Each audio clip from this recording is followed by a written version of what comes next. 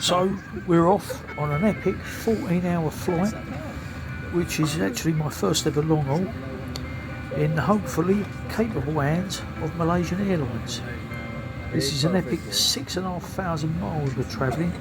We'll be going over countries like Ukraine, Russia, India, Afghanistan and Burma. We're landing in Kuala Lumpur in Malaysia. We've got an hour's stop over there, then we're transferring to a smaller plane and then actually travelling back an hour from where we've already been to land in Thailand at Phuket.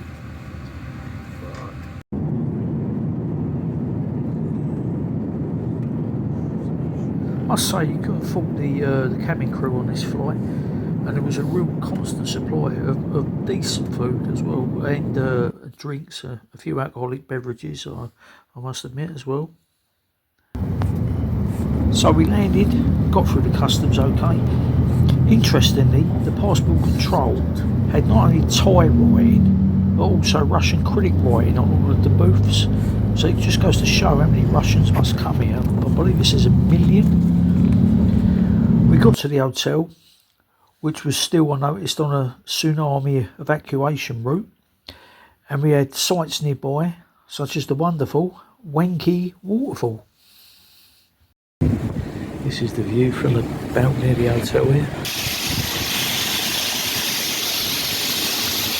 You know, no matter where you go in the world, there's always some bastard with a fucking Kango that's going to ruin it.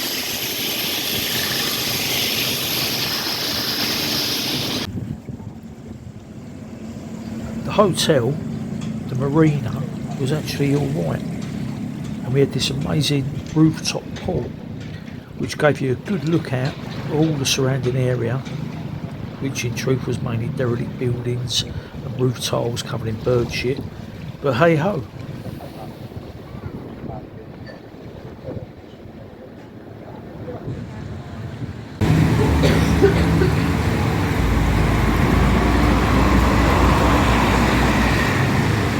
That's like a market thing directly opposite the hotel here. There's all holes in it on the old roof there, and that's when it's raining the other night. It's getting absolutely soaked inside there, all the stuff.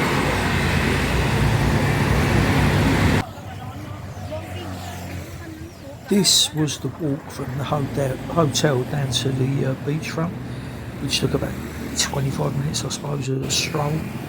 You constantly pass street food vendors on the way, but these ones were more for the locals than for tourists, but you could buy off them anyway. And the variety of different things they had was huge. You could go from like a chicken skewer to a fruit smoothie, and it basically averaged out to about £1 for whatever you want off of it. If you had a chicken skewer, it'd be £1. If you had a smoothie, it'd be about £1. They were a bit dearer down the seafront for the tourists, probably double that, say £2.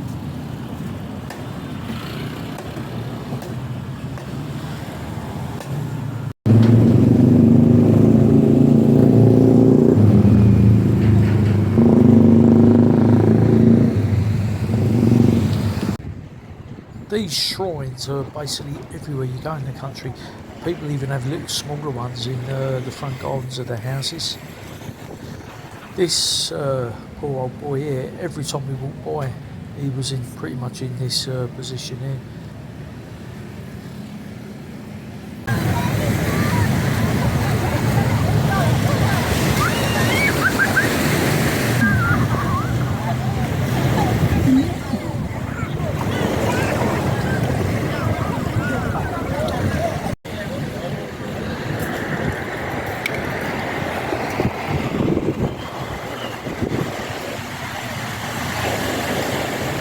This woman here is actually walking with giant honeycombs, and they were actually full of bees. There was even a couple of bees on her back, and two we noticed in her hair, but she wasn't bothered whatsoever.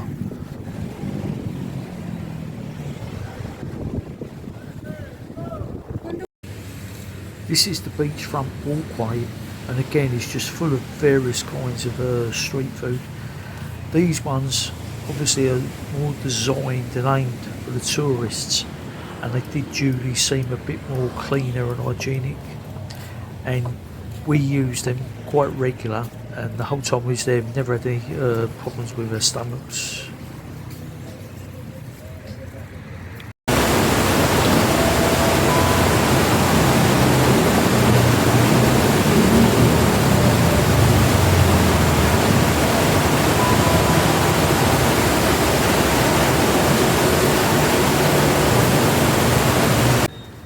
These beach massages, they worked out about £6 for 30 minutes and about 12 quid for an hour, where you get the full works. And literally everywhere you go, there are these street massage parlours with lots of bored girls sitting outside on their phones. These are the ones where you might get asked if you want extras, or as they call it, a happy ending. You basically have here these parlours, tattooists, shops selling weed, and I mean there are hundreds of them. And pretty much like at home with the Turkish barbers, they all seem empty. You think, how are these places making a living? But they obviously do. How is another matter.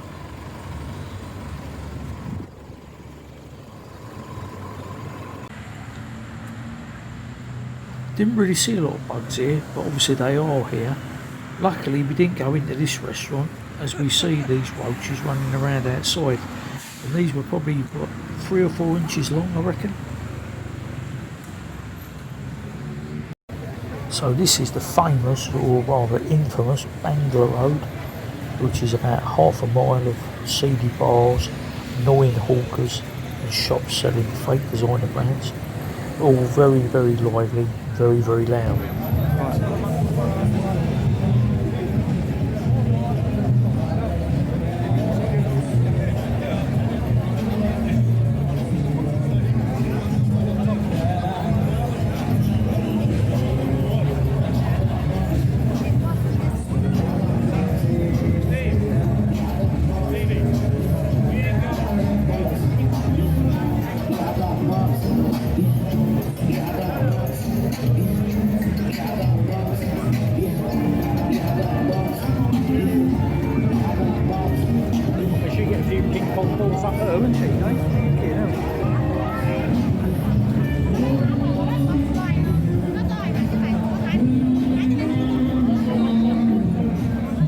I'm shooting you now.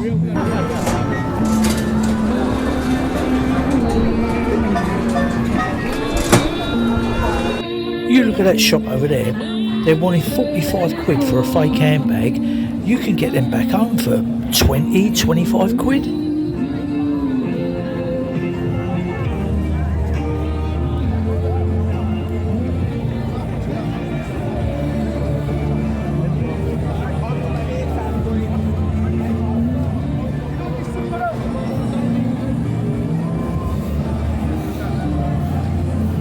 You ever seen that film Aeroplane, where he comes out and there's all the people trying to give him leaflets and he has to like fight to get through the crowd? There's so many of them. Read about Jehovah's Witness. How about Buddhism? How Jerry's kids? Oh yeah.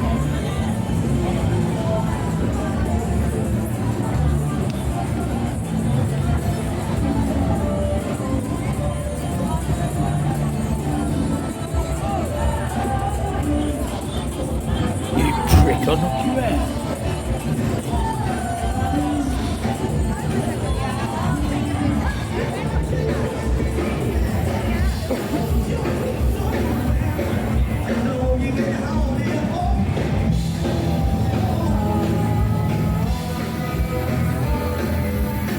Yeah, there's also a hell of a lot of dreaded karaoke down here as well, with real pissed up people.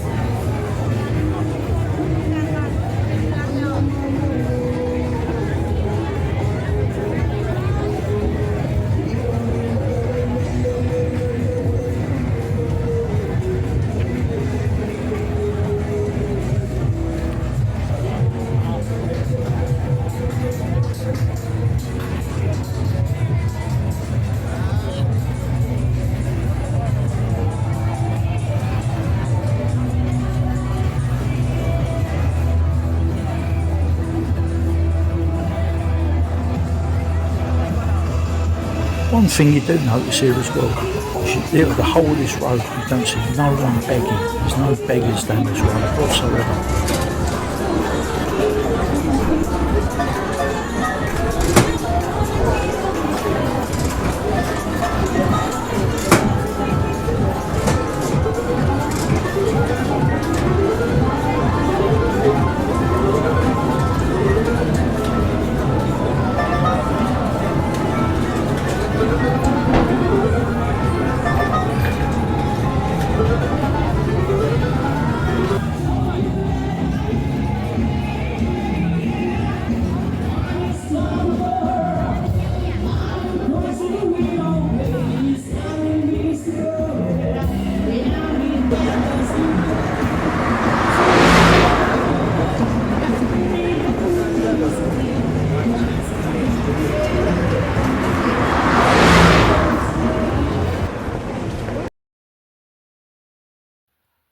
This is one of the many tour packages that you can do over there. This particular one's got loads of different permutations where you can do different things. You can actually choose for yourself, which was what we done. So we started off with the tigers, then we done the big Buddha, then we went to the Chalong temples, the cashew nut factory, the honey farm, and we finished it off at the night market. And this was pretty much an all-dayer, and it worked out, I think, about 50 quid in our money for it, which I thought was really good value. You're like picked up from the hotel in a van with the other punters and that. Then you drove around to each individual activity that you're going to do. They wait for you. You're there for X amount of minutes. They pick you up and then they drive you on to the next one. It's pretty much full on, but you get everything covered. This was the first stop off, and it was at the Tiger Sanctuary, where you actually get to go into the pen with the actual tiger. Now everyone remarks, oh, they would have been drugged up, but personally I don't think they are. I think they're just so used to the human interaction. Bear in mind they've got people going in there constantly every day, they're well fed, so I just don't think they care. But I'll tell you now, regardless of that, I assure you, when you're in that cage and you're standing next to this huge animal, all that's going through your head is that it's going to kill you. Trust me on that one.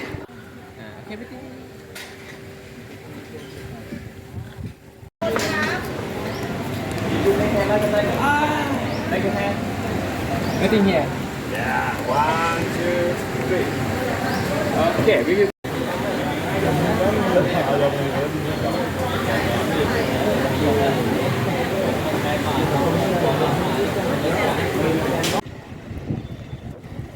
Well, this is Knackered Hill, which you definitely would be if you had to walk up it. This is where the big Buddha monument is, and it also has the most spectacular views of the south of the island of Phuket. There is loads of mischievous monkeys up here. This one here has stolen a bottle of water off someone, and he's just stuck his fangs into the plastic, and he's holding it up and then getting the water out. Funny how clever they are.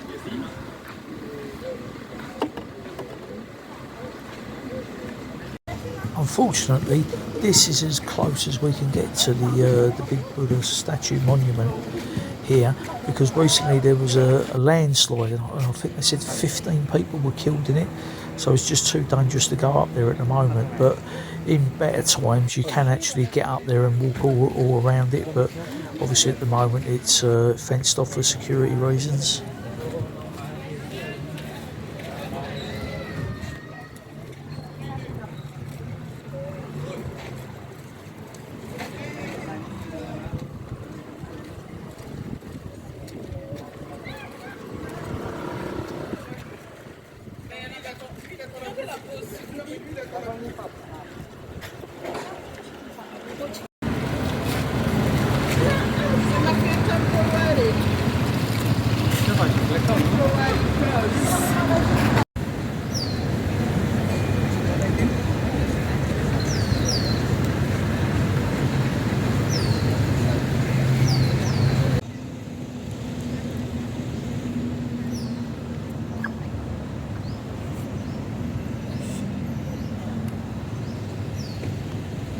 Walking around here makes me think back to the poor souls killed in that landslide at the big Buddha monument.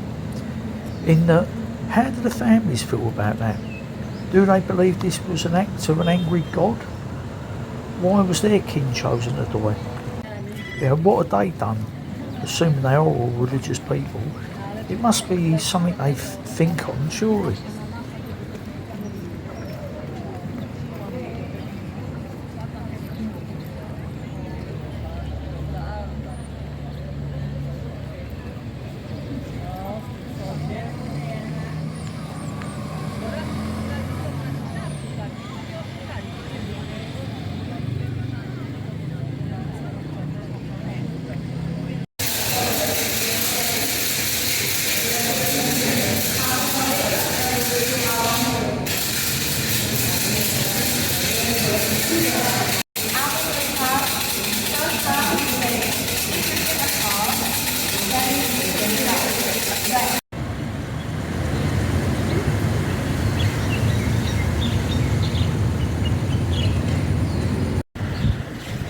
Big girl who come from the shore.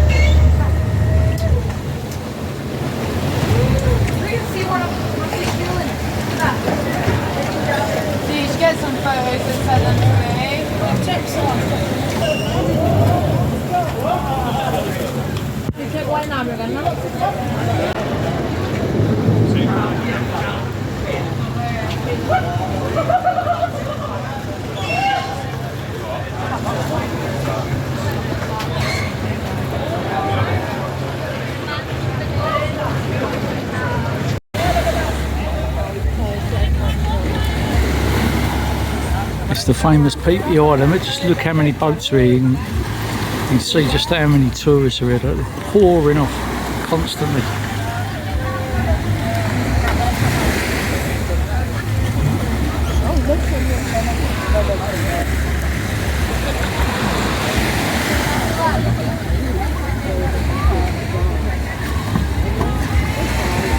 This must be all day long, just boat after boat after boat.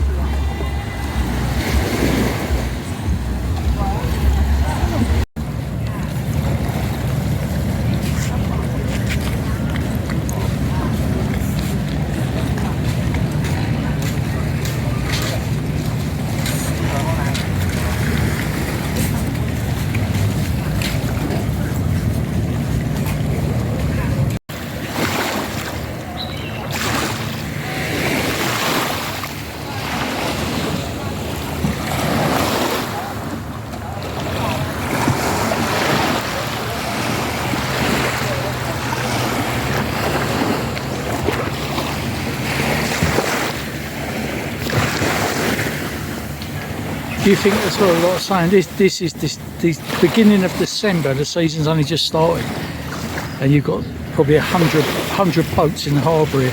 So imagine what it'd be like in June or July. The boat here allows unlimited for swimming, but we don't do snorkeling here. We don't use the mask and snorkel because there's no fish and no corals here.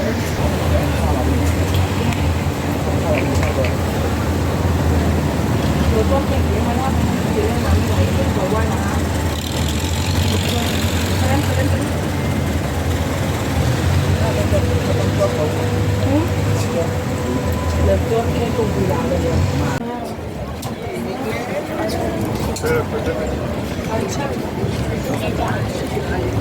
want me to do a portrait? Yeah, I'll do it.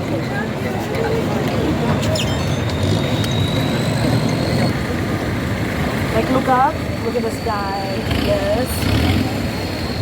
Nice. You wanna stand up?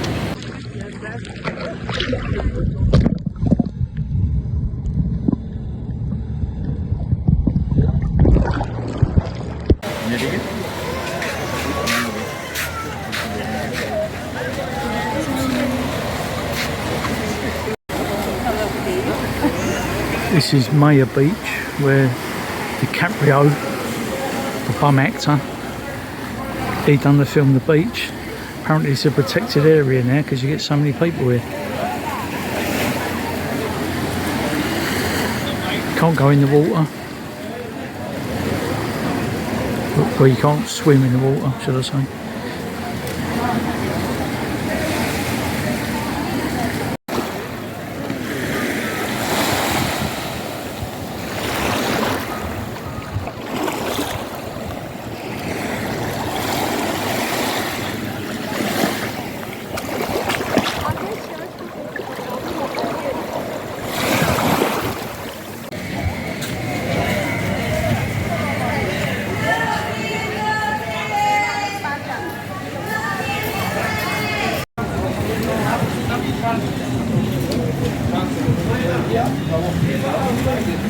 I think if this was England, somebody would be running around here with a big hammer, knocking these down, or flicking a woodbine fag on it, setting it up in flames, 100%.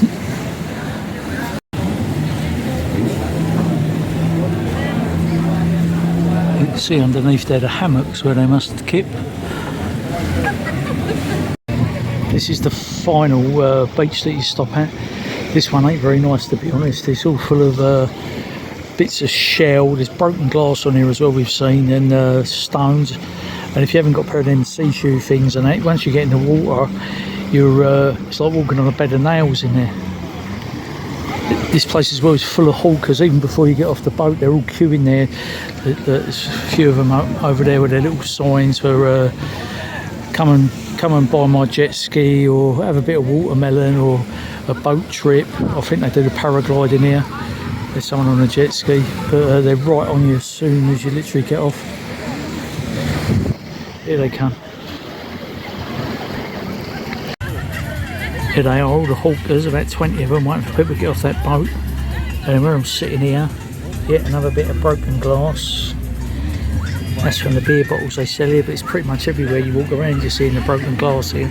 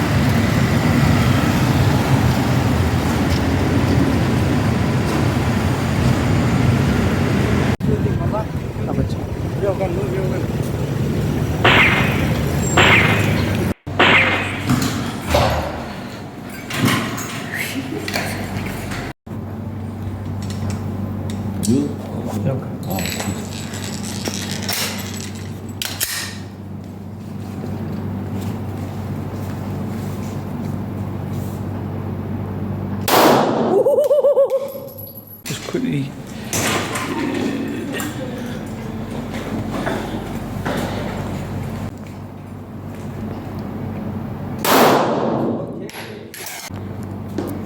Hands up, motherfucker.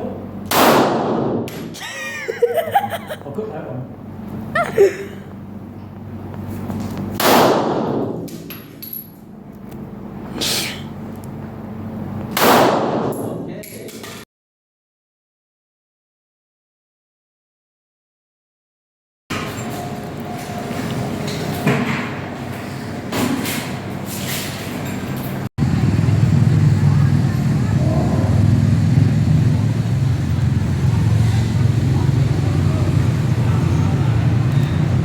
There you go, Buddha's got his offering of a couple of tins of Fanta.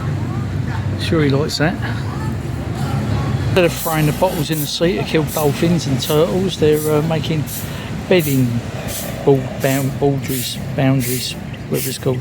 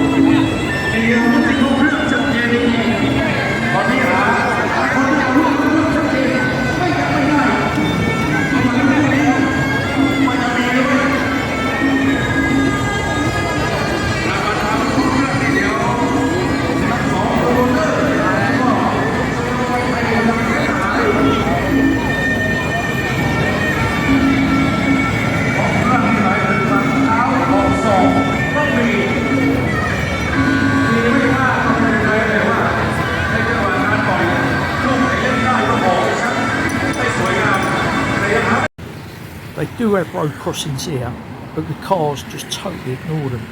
Roads like this, you literally have to just run and hope for the best. It's insane here crossing the roads. I've never ever seen nothing like it. So today we're going to head off and have a look at the Crocodile farm. This is about probably a 30-minute drive from the city. There's no actual tours go here, but I see one of the tuk-tuk drivers advertising it. So I asked him how much, and he told me 500 baht, which at the moment is £12.50, and he'll take us there, wait for us, and bring us back for that. So we did that, but what we also done is on the way back there was a go-kart track, so we asked him to stop there. We had to go on the go-karts as well. Then he brought us back, and then give him a drink, but he would have been happy with the 500 baht. So it was pretty much half a day he was with us. So I think it's a good idea, if you can, is to just hire one of these tuk-tuk drivers.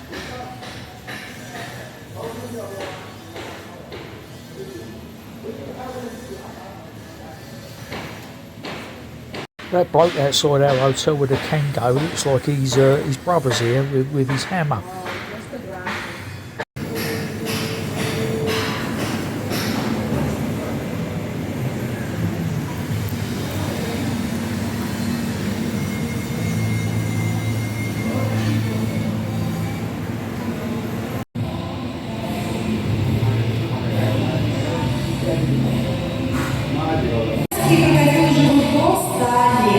Они выбираются 10 сантиметров длиной и растут всю свою жизнь, достигая 4 метров и 350 килограмм. Out in the wild, 4 years old, and his name is Valia. By the way, if you pay attention, you can notice that there are 4 toes on the back pole crocodile, and there are 5 toes on the front pole. Кстати, если вы приглядитесь, то заметите, что на задней лапе крокодила 4 полупереконченных пальца.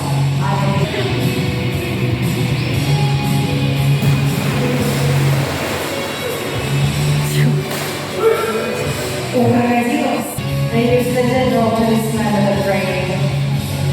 Сейчас срочки готовят этого крокодила, чтобы лечь ему на спину. And now the trainers are getting prepared this crocodile to lay down on his back. Кстати, вот так с открытой пастью крокодилы могут лежать часами. Таким образом они охлаждаются. Crocodiles can lie down with open mouths for hours. They move.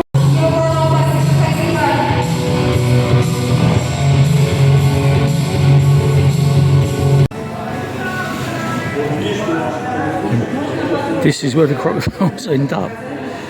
There's fucking handbags and belts in this shop. Dear me.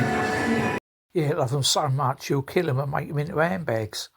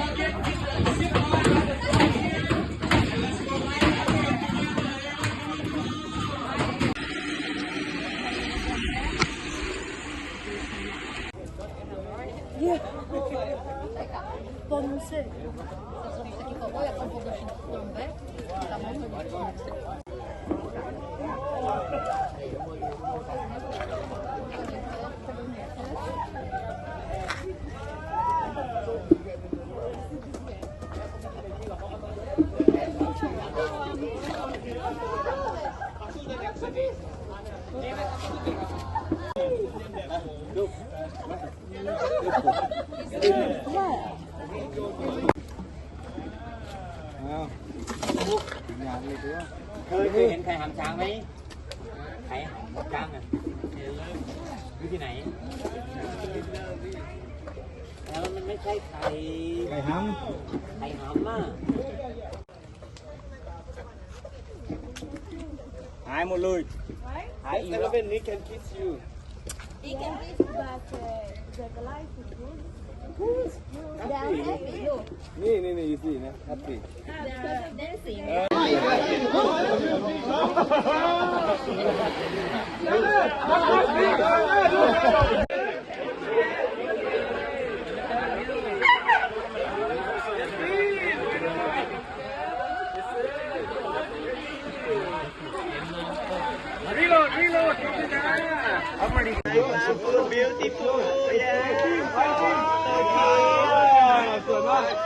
What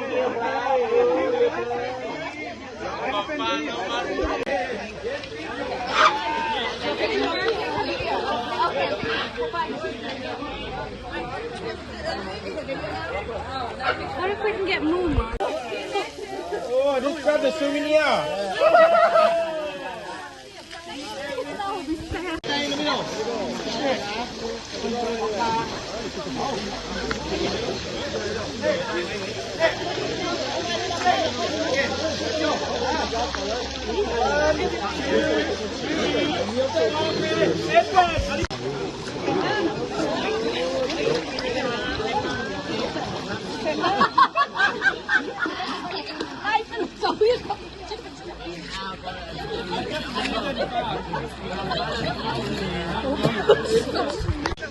Come here. This is my friend, Ying. This is my friend. She like you.